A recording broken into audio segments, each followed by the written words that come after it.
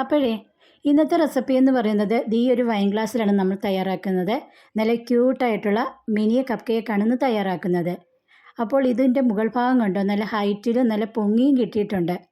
അതുപോലെ തന്നെ നിങ്ങളൊരു കാര്യം പറഞ്ഞാൽ വിശ്വസിക്കുമോ, ഇത് നമ്മൾ തയ്യാറാക്കിയിരിക്കുന്നത് ബേക്കിംഗ് പൗഡറും ബേക്കിംഗ് സോഡയും പാലും ഓയിലും ഒന്നുമില്ലാതെയാണ് നമ്മൾ തയ്യാറാക്കിയിരിക്കുന്നത്.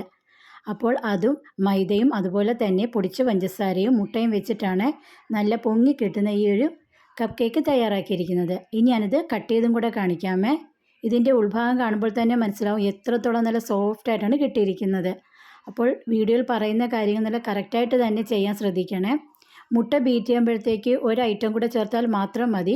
ഇതുപോലെ നല്ല പൊങ്ങി കിട്ടുന്ന ക്യൂട്ടായിട്ടുള്ള മിനി കപ്പ് കേക്ക് തയ്യാറാക്കാം. കൂട്ടത്തിലൊരു ചോക്ലേറ്റും കൂടെ വന്നിട്ടുണ്ട്.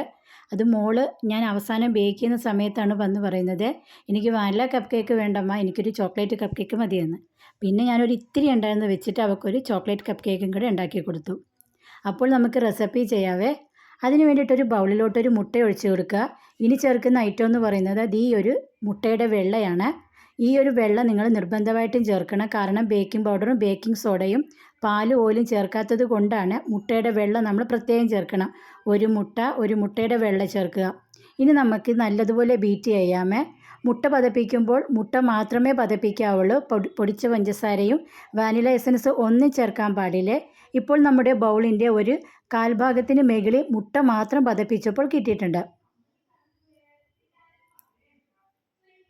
ഇപ്പോൾ നമ്മുടെ മുട്ട കിട്ടിയിരിക്കുന്ന നല്ല ക്രീമി നല്ല ഫ്ലഫി ആയിട്ട് കിട്ടിയിട്ടുണ്ട്. ഈ സ്റ്റേജിൽ വേണം നമുക്ക് പൊടിച്ച പഞ്ചസാര ചേർത്ത് കൊടുക്കാനായിട്ട്. ഞാനിവിടെ 1/4 കപ്പ് പൊടിച്ച പഞ്ചസാരയാണ് ചേർത്ത് കൊടുക്കുന്നത്.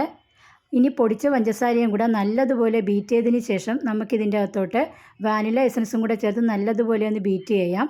ഇപ്പോൾ നമ്മുടെ മുട്ടയും പഞ്ചസാരയും ഈ ഒരു ക്രീമി ടെക്സ്ചർ കിട്ടിയിട്ടുണ്ട്. ഇനി നമുക്ക് ഇതിൻ്റെ അകത്തോട്ട് ഒരു 1/4 കപ്പ് മൈദ ഇട്ട് കൊടുക്കാവേ. പ്ലസ് 2 ടേബിൾ സ്പൂൺ മൈദയും 1/4 കപ്പ് പ്ലസ് 2 ടേബിൾ സ്പൂൺ മൈദയും കൂടെ നമുക്കിതിൻ്റെ അകത്തോട്ട് ചേർത്ത് കൊടുക്കാമേ. ഇനി നമുക്കിത് കണക്ക് പതുക്കെ ഒന്ന് വിസ്കിന് ഫോൾഡ് ചെയ്ത് കൊടുക്കാം. അപ്പോൾ നിങ്ങൾക്ക് ഈ ബാറ്റർ കാണുമ്പോൾ തന്നെ മനസ്സിലാവും എത്രത്തോളം നല്ല സോഫ്റ്റും ക്രീമിയുമായിട്ടാണ് നമുക്ക് കിട്ടിയിരിക്കുന്നത്.